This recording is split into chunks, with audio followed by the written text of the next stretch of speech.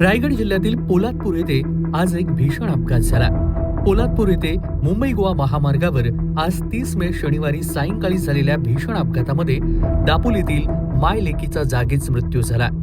पिता पुत्र या अपघातामध्ये गंभीर जखमी झाले आहेत। पोलादपूर जवळील हॉटेल बालाजी जवळ झालेल्या भीषण अपघातामध्ये क्रेटा कारनं कंटेनरला मागून जोराची धडक दिली।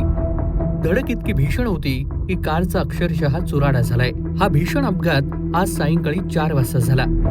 मिळालेल्या माहितीनुसार दापोली येथील कोकण कृषी विद्यापीठामध्ये असलेले अनिल मरकड हे आपल्या कुटुंबासह मूळ गावी नगर जिल्ह्यात जाऊन परत दापोलीकडे येत होते। सुट्टी असल्यानं ते आपल्या गावी गेलेले होते आणि गावातून परत दापोलीकडे येत असताना हा भीषण अपघात झाला। शनिवारी सायंकाळी सुमारे 4 वाजण्याच्या सुमारास त्यांची क्रेटा कार पोलादपूर येथील हॉटेल बालाजी परिसरात पोहोचली असता समोरील कंटेनरला जोराची धडक बसली। धडकेची तीव्रता इतकी मोठी होती की कारचा पुढील भाग पूर्णपणे चिरडला गेला। कारचा अक्षरशः चुराडा झालाय।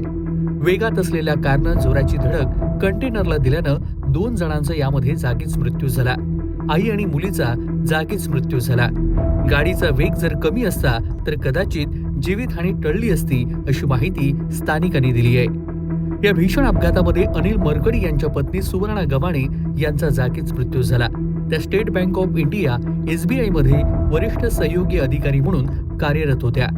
सोबतच त्यांची मुलगी अनुश्री मरकड हिचाही या अपघातामध्ये दुर्दैवी मृत्यू झालाय।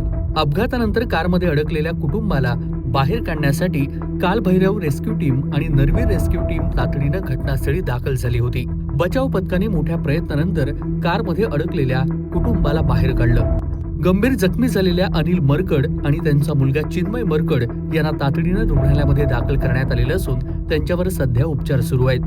मरकड कुटुंब दापोली तालुक्यातील जालगाव येथील मंगलभूमी अपार्टमेंटमध्ये वास्तव्यास आहेत। या दुर्दैवी घटनेची बातमी समजताच जालगाव परिसरात शोककळा पसरलेली असून सर्वत्र हळहळ व्यक्त केली जाते।